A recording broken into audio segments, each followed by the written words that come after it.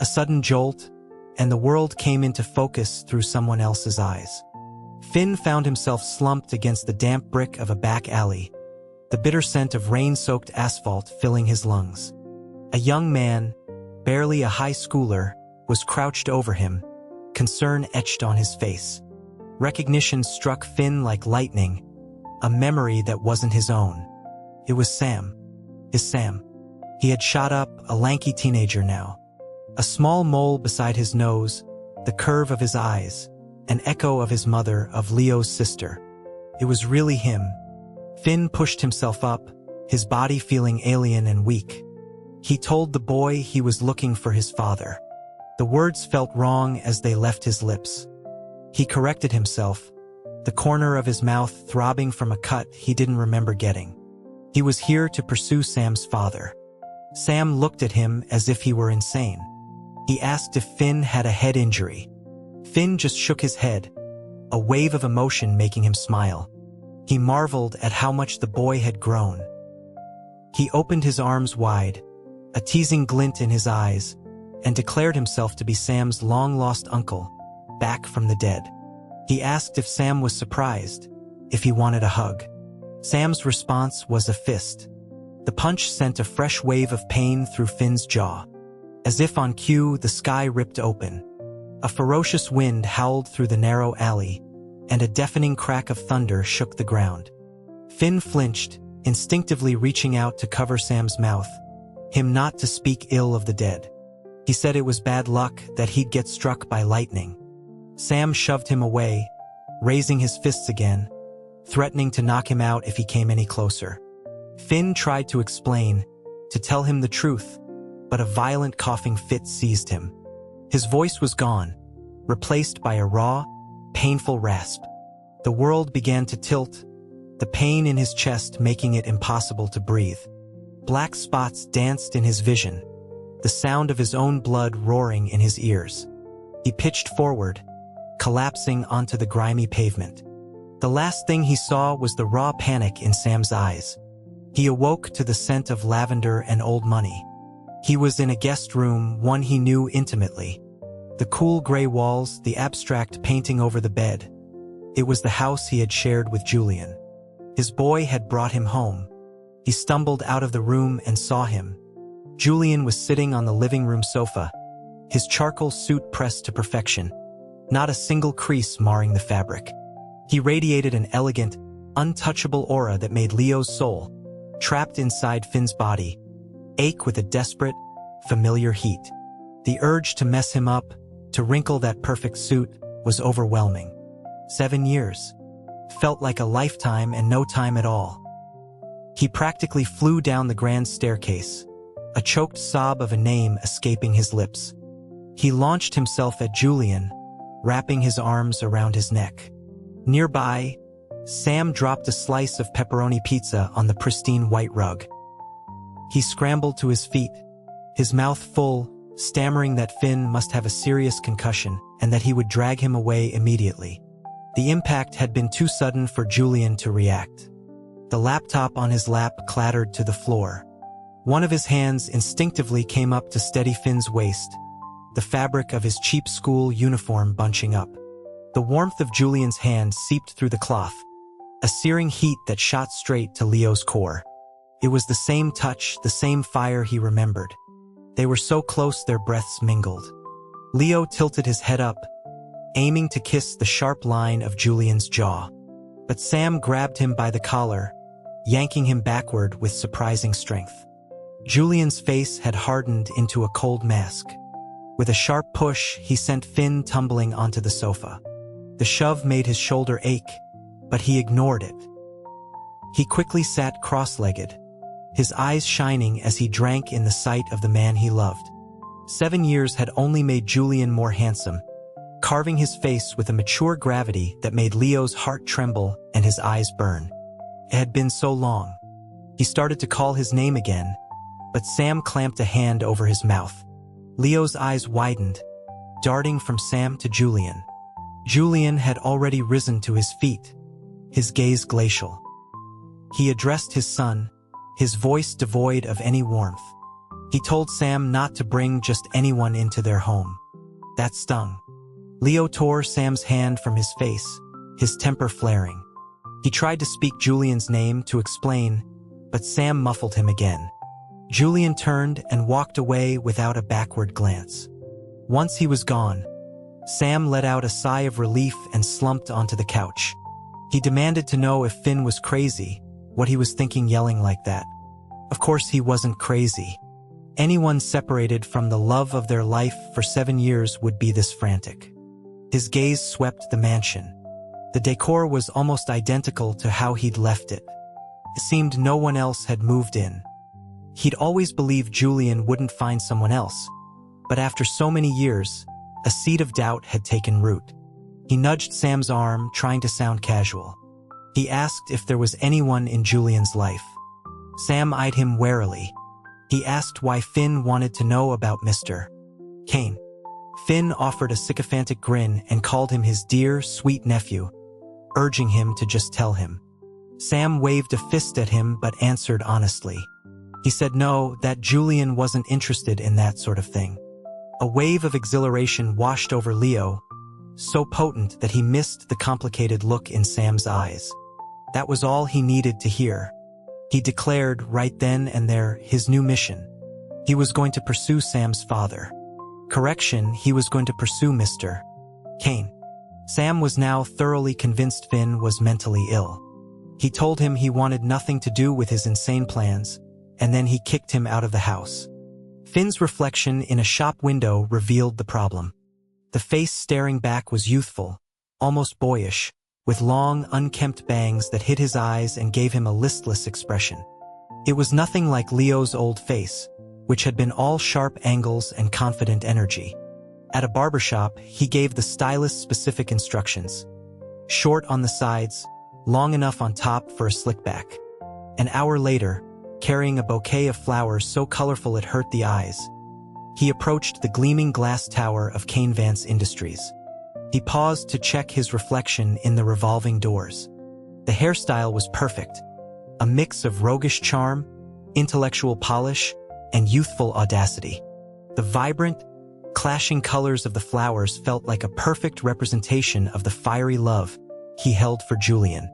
Julian had always been an affectionate puppy, easy to win over, and they had years of history between them.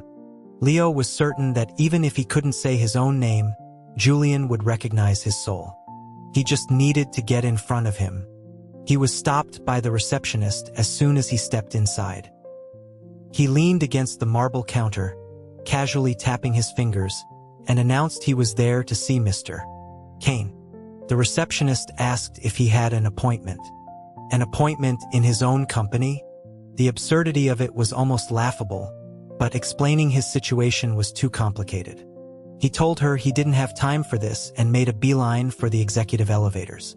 2 security guards intercepted him, grabbing his arms and trying to escort him out, lecturing him about how a student couldn't just wander in. He struggled, shouting that he was their boss, that they needed to let him go. In the midst of the scuffle, an elevator dinged open.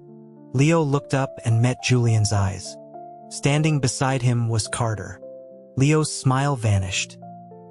He wrenched himself free from security, darted into the elevator, and wedged himself between the 2 men, clutching his flowers like a shield. He glared at Carter, his posture screaming of a spouse catching their partner in an affair.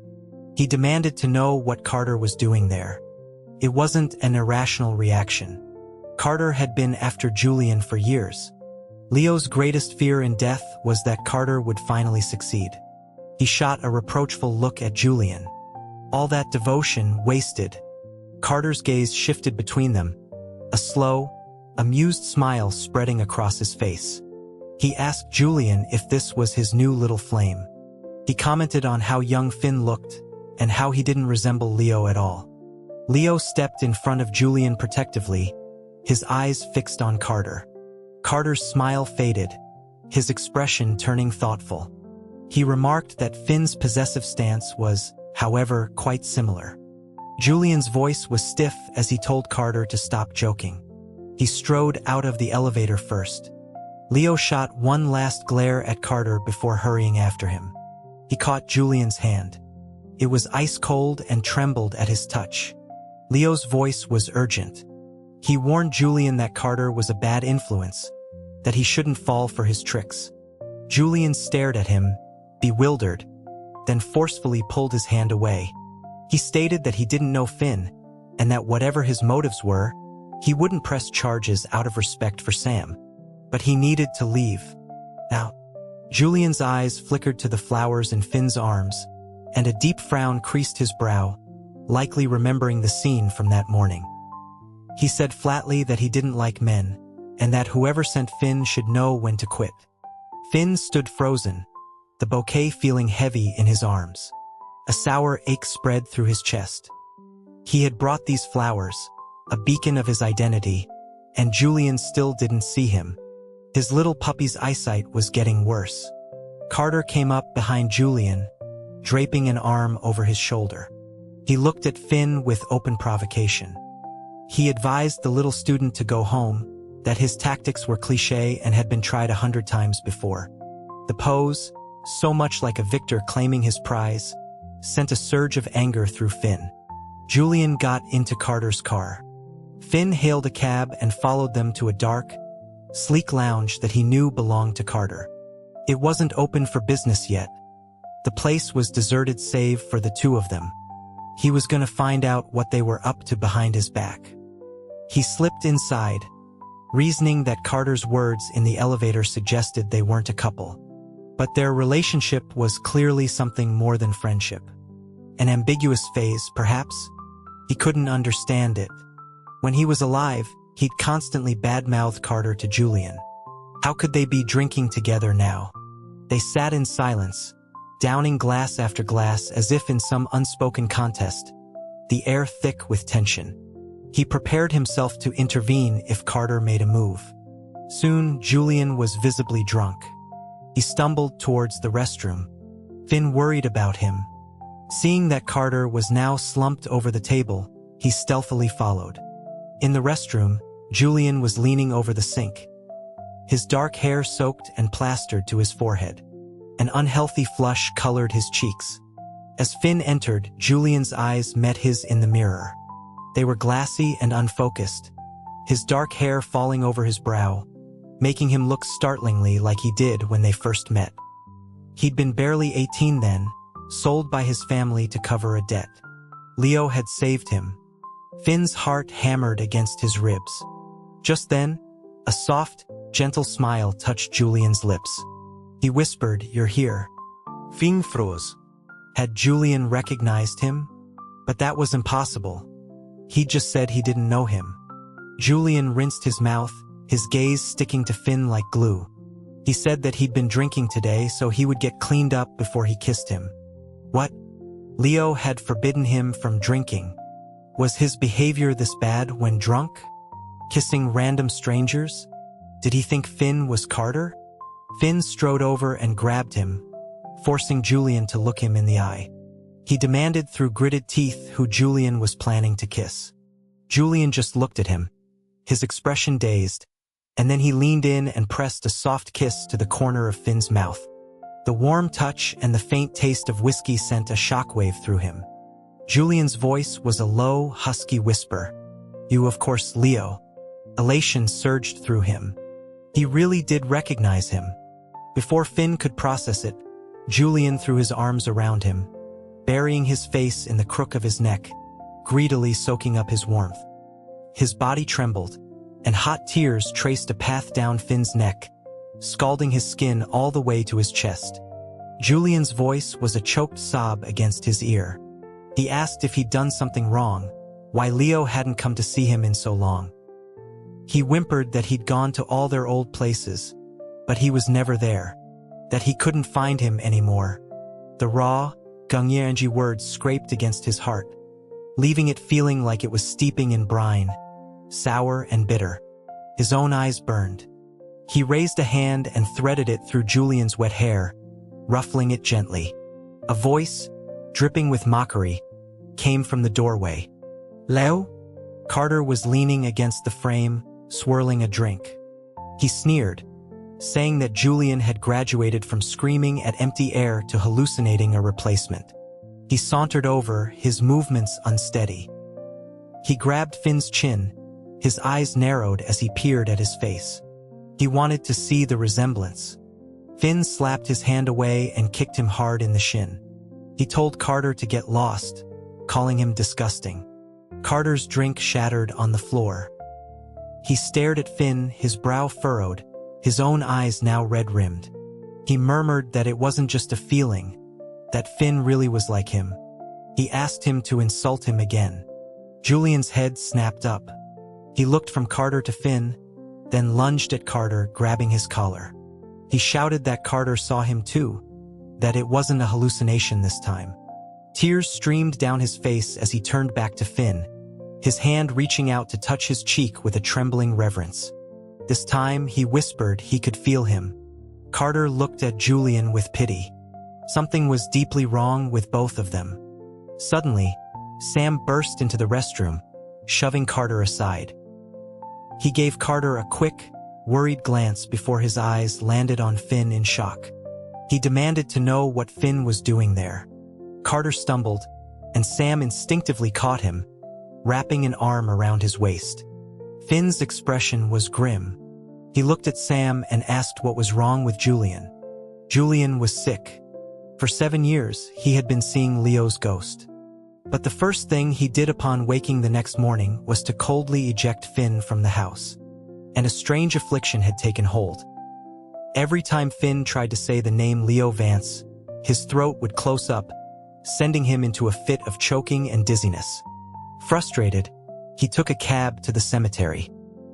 He sat cross-legged in front of his own tombstone and started eating an apple, washing it down with the whiskey someone had left as an offering. Drunk, he ended up draped over the cold granite, murmuring nonsense. Through a hazy fog, he felt someone pull him up, felt a phone being pressed to someone's ear. The next thing he knew, he was being carried on someone's back. He squinted at the person's profile and a slow smile spread across his face. He slurred Julian's nickname. The footsteps halted abruptly. Then he was unceremoniously dumped into the back seat of a car. The motion made his head spin, and he passed out completely. He woke once again in the guest room. Julian was sitting by the bed, his eyes bloodshot, just watching him. Finn sat up quickly, offering a sheepish smile. He asked if Julian was the one who brought him back. Julian's voice was a low growl. Why was he there? Why did he use that name? Why the flowers? He tried to answer, to shout that he was Leo Vance, his lover. But the choking started again, violent and suffocating. He blinked through a film of tears and saw the utter disappointment on Julian's face. Julian told him if he couldn't talk, then fine. But whoever sent him needed to stop this charade. He warned Finn not to imitate him, not to appear before him, and most of all, not to disturb Leo's final resting place. His hands, resting on his knees, clenched into tight fists. He added, his voice laced with venom, that if he ever found Finn desecrating that grave again, he would make him pay. Before Finn could react, a loud clatter of voices erupted from downstairs. Julian left and Finn followed. A group of people were in the living room. One of them, a young man with shifty eyes, was about to grab a modern crystal sculpture from a pedestal but was distracted by the well-stocked bar cart. He exclaimed over the expensive liquor. Julian's voice was like a whip crack. Put it down. The bottle smashed on the hardwood floor, liquor pooling around shards of glass. The young man gave a smug, insolent smile and said he had. Finn's brow furrowed.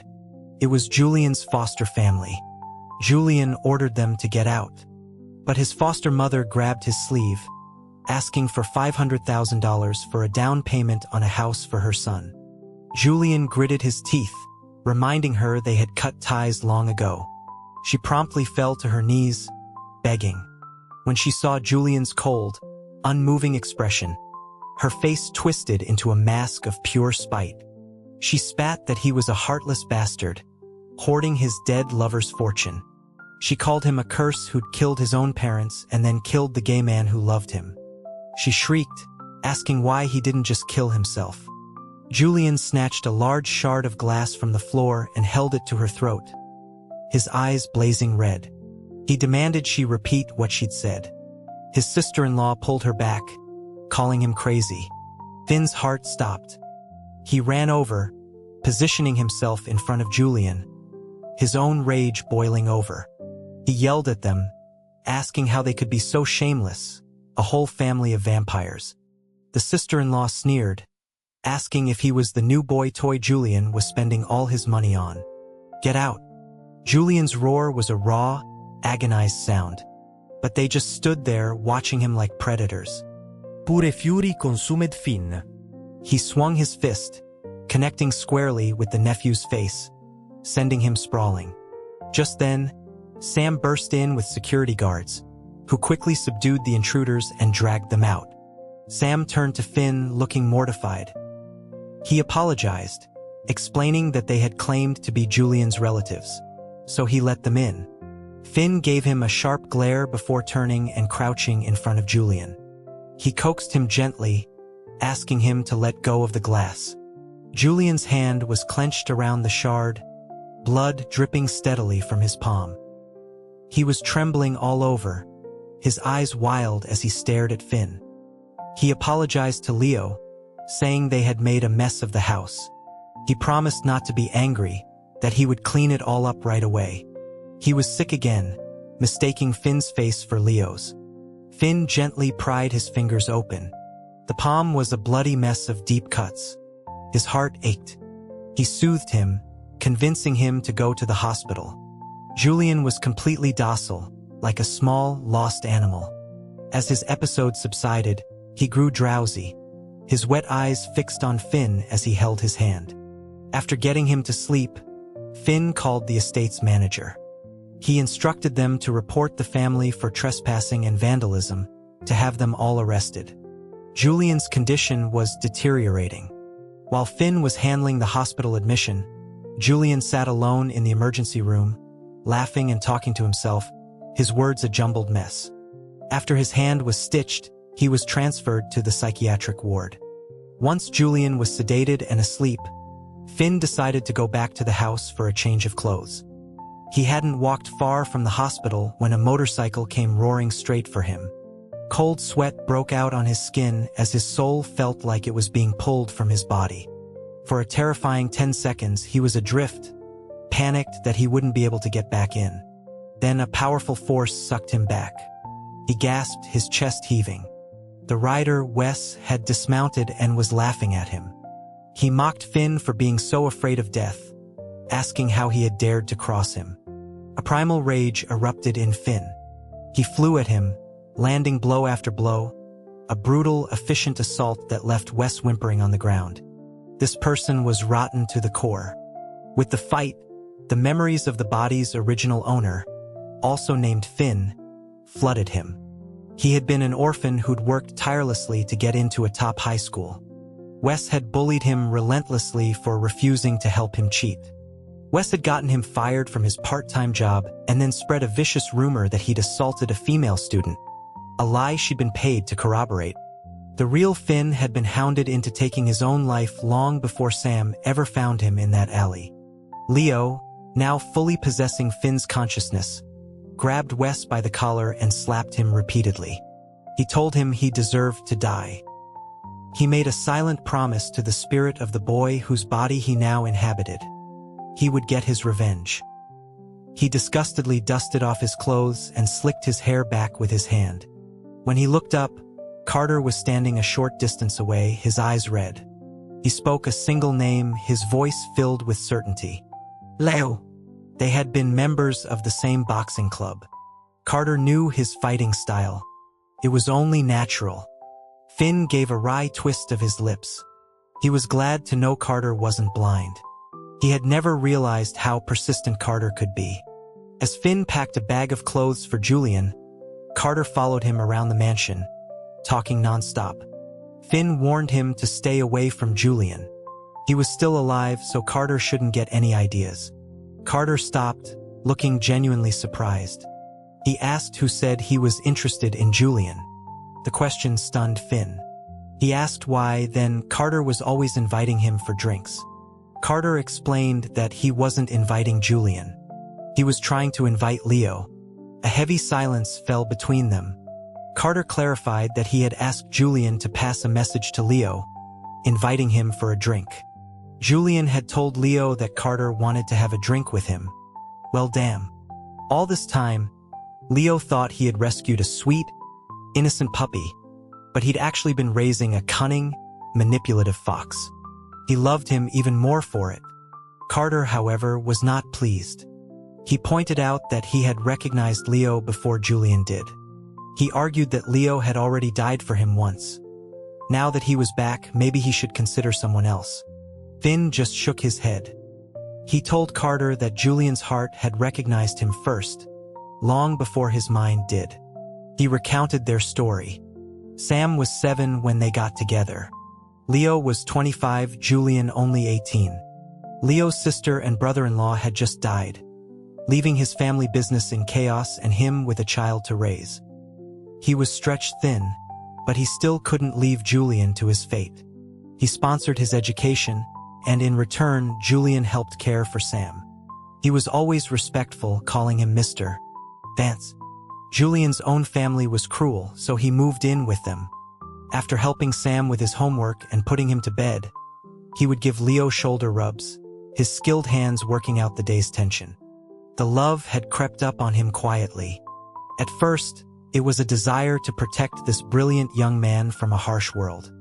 Soon, it became an all-consuming affection. He started visiting Julian at his university, taking him to lunch, buying him gifts. Julian, in turn, became even more attentive, adding foot massages to his nightly routine. One evening, he pressed too hard. Leo jerked his foot back reflexively, splashing water all over Julian's face. He started to apologize, but Julian caught his ankle, hoisted his foot onto his shoulder, and looked up at him. Water droplets clung to his lashes, his expression a devastating mix of innocence and allure. Leo's heart seized. Somehow, his foot ended up on Julian's hip, and from there, things spiraled beautifully out of control. He finished packing the bag and headed for the hospital, Carter trailing him the entire way. Just before he entered Julian's room, Carter grabbed his wrist and pinned him against the wall. His eyes were wild.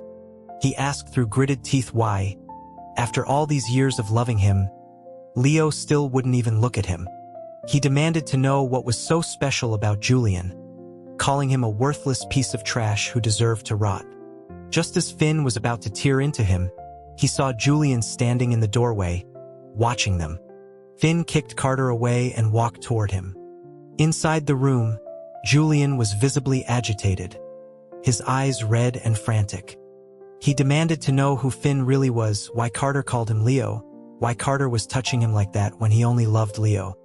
Finn ignored the outburst and opened the container of takeout soup on the bedside table. He saw the green onions the chef had added by mistake. Julian hated green onions. He picked up the chopsticks and began meticulously removing them, one by one.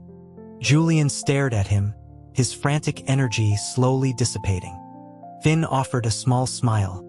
He told Julian if he really wanted to see clearly, he should take his medicine. If he took it, he would know exactly who Finn was. The psychiatrist had said Julian always refused his medication. He'd come in for checkups, panicked that the hallucinations were gone, only to be relieved when tests confirmed his condition hadn't improved. The doctor didn't know how long he could go on like this. Left untreated, his illness would kill him. Julian was too young to let his life be destroyed by grief. As expected, Julian refused. He accused Finn of being sent by Carter, of trying to take away his visions of Leo. He said Carter was just jealous that Julian could see him and he couldn't. Finn almost laughed. "Fine," he said. "Then keep your eyes wide open and see if I was sent by him." He launched an intense campaign, replicating all the intimate things they used to do together, trying to breach the walls of Julian's delusion. But nothing worked. He remained convinced Finn was a pawn in Carter's game, and that Sam was a co-conspirator. He insisted he was fine, that he didn't need treatment. Finn was at his wits' end when a call came from Sam. He said Wes had posted Finn's story all over the internet and he needed to come to the school. Perfect. Julian's stubbornness had left him spoiling for a fight, and a human punching bag had just presented himself. At the school, Wes was live streaming, tearfully recounting how Finn had not only assaulted a female student, but had also beaten him for heroically speaking out. He pointed his phone's camera at Finn as he approached, showing his bruised face to his audience. The homeroom teacher, blocked by Wes's friends, pleaded with Finn to just apologize and for Wes to stop the broadcast. Finn walked forward, kicked the phone out of Wes's hand, and planted his fist in the middle of his already battered face. Wes howled and fell to the ground. Finn kicked him again for good measure. A teacher yelled at them to stop. They'd be expelled before graduation. He needed to clear Finn's name, but he couldn't ruin his future. He released Wes just as Julian arrived with the school principal. His eyes locked on Finn with a piercing, analytical gaze. Thanks to Julian's intervention, he wasn't punished. Carter provided security footage from the hospital that clearly showed Wes trying to run him down with the motorcycle first. After a mild lecture, the principal let him go. Julian stared at him for a long time afterward. He said his fighting style was just like his, and the way he cursed people out was the same, too. Carter jumped in, asking Julian why, if he disliked Finn so much, he didn't just give him up to him. Why? Julian asked, his eyes still on Finn. Finn just sighed. He told Julian to just take the damn medicine. The girl who had slandered Finn was easily swayed by money. For the right price, she did a live broadcast, tearfully apologizing and claiming Wes had coerced her. With graduation approaching and the previous buzz around Wes, the story became a viral sensation. She made a fortune from the traffic. Julian also applied pressure to Wes's family. Wes was an illegitimate son, and to protect a lucrative partnership with Canevance Industries, his father swiftly disowned him and threw him out. Finn thanked Julian sincerely. Julian just looked at him, his voice low. He said thanks weren't necessary. He wouldn't let anything happen to Finn until he figured out what was really going on. After Julian started his medication, he began showing up at the high school frequently. He would join Finn and Sam for lunch, a silent, watchful presence. Carter was often there too, a tense third wheel. Sam, like Leo, had noticed the dynamic between them from the start. One afternoon, Sam asked him outright, "Are you really my Uncle Leo? What makes you ask that? So who were you in love with before?" Sam asked, his gaze serious. He knew. The kid had a crush on Carter. "Son, why do you like them so old? Carter isn't old. Besides, you like older men too. Your Uncle Julian isn't old." Finn retorted. "Your Uncle Leo was 29 when he died. Julian is 30 now. The age gap is perfect." Just when it seemed the girl's scandal had faded, she made headlines again. She had been murdered. Police began investigating at the school. With final exams looming, parents were furious. The school's reputation was in tatters from the live streaming incidents, so they sent the entire senior class home to study remotely. The look in Julian's eyes when he looked at Finn was changing. With the medication clearing his head, the hallucinations were gone, but he saw more of Leo in Finn than ever before. The seeds of doubt had blossomed into a fragile, terrifying hope. When he came to pick them up, he took Finn's backpack from him and held open the front passenger door. The considerate, gentle Julian was back. Finn had to restrain himself from pulling him into a hug, but Sam was sulking in the back seat, having been rejected by Carter, so he held back. As their car turned a corner, a blinding white light flooded the cabin. Julian slammed on the brakes, the seatbelt digging painfully into Finn's chest. The sound of screeching tires was followed by a violent collision. Finn's first instinct was to shield Julian, but a pair of strong arms wrapped around him fiercely, and a familiar voice screamed in his ear. "Leo!" The airbag exploded, and the world spun into a dizzying vortex of noise and light. The last thing he heard was Julian's heart-wrenching, desperate cries of his name. He tried to answer, but he was sucked into darkness. Did he die again? His head throbbed, his body felt impossibly heavy, and someone was crying next to his ear. It was all so confusing. He forced his eyes open and saw Julian's red-rimmed ones staring back at him. Julian's voice was broken. He asked if he was in a lot of pain. He rambled about that day, about how much blood there was, how a steel rod had pierced his chest. He sobbed that Leo was always so afraid of pain, and it was all his fault that he hadn't protected him. A steel rod? Yesterday was a car, not a truck. He was talking about the first accident, the one that had killed Leo. A runaway truck, its cargo of rebar shifting, hurtling toward them. There was no time. All he could do was wrench the wheel, putting himself between Julian and the impact. It didn't hurt, Finn whispered, squeezing his hand. With the adrenaline, you don't feel it. It was over before I could feel a thing. His words only made fresh tears fall. He sighed and reached up to wipe them away, but they kept coming. He cupped Julian's face in his hands and kissed him. "Jules, don't cry," he murmured against his lips. "I'm okay now, aren't I?" His words seemed to strike a chord deep within Julian, who shuddered and pulled him into a desperate, tight embrace. It wasn't a mental illness that made Julian see Leo's ghost. It was guilt. He couldn't forgive himself. When Julian's emotions finally settled, Finn asked about Sam. Julian told him he was fine, just a few scrapes. Only Finn's injuries were serious, a minor concussion. That explained the headache and nausea. Through the crack in the door, Finn saw Carter pacing anxiously. He had Julian help him to Sam's room. They found Carter crouched by Sam's bed, examining his leg, which was encased in a massive plaster cast. He looked incredibly worried. Sam, meanwhile, was putting on a pitiful performance, saying his leg was ruined and now Carter would despise him even more. He dramatically told Carter to leave him alone. Carter frantically told him not to move. Finn looked at Julian. "A few scrapes?" Julian looked dumbfounded. He swore it was just a scratch, and that he had seen a courier deliver the cast just an hour ago. The kid was a schemer just like his father figure. Turned out Wes was the one who hit them. Unlicensed and inexperienced, he'd lost control of the car. Julian's quick reflexes had saved them from serious injury. Wes hadn't been so lucky. After hitting them, his car had crashed into a median. The fuel tank ruptured, and the car was instantly engulfed in flames. He died at the scene. From the phone that was thrown from the wreckage, police found evidence, chat logs, photos, and videos that proved he was the girl's murderer. The case was closed. During the crash, his soul had remained firmly in its vessel. It seemed he had done right by Finn. The boy was satisfied. Julian helped him buy a burial plot for Finn, not far from Leo's grave. He laid a bouquet on the fresh earth and poured out a glass of juice from a new bottle. He explained that minors shouldn't drink. He touched his glass to the ground. "May your next life be peaceful, happy, and prosperous." The wind on the hill was strong.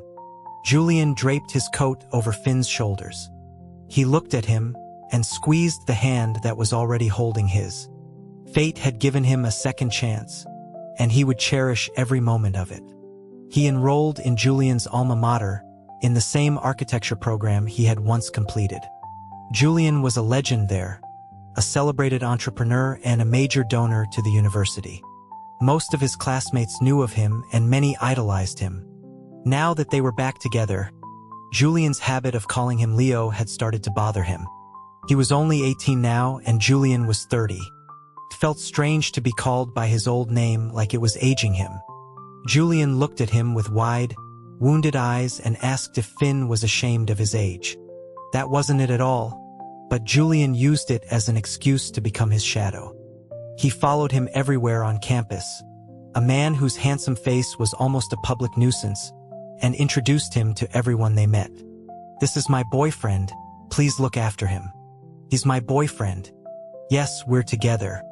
Within a week, his advisor, his classmates, and everyone in his student club knew he was dating a celebrity CEO who had a building named after him. "We're in love," Julian would announce to anyone who would listen. "And we're getting married. If we can't do it here, we'll do it abroad. You're all invited, by the way. All of you." It was mortifying.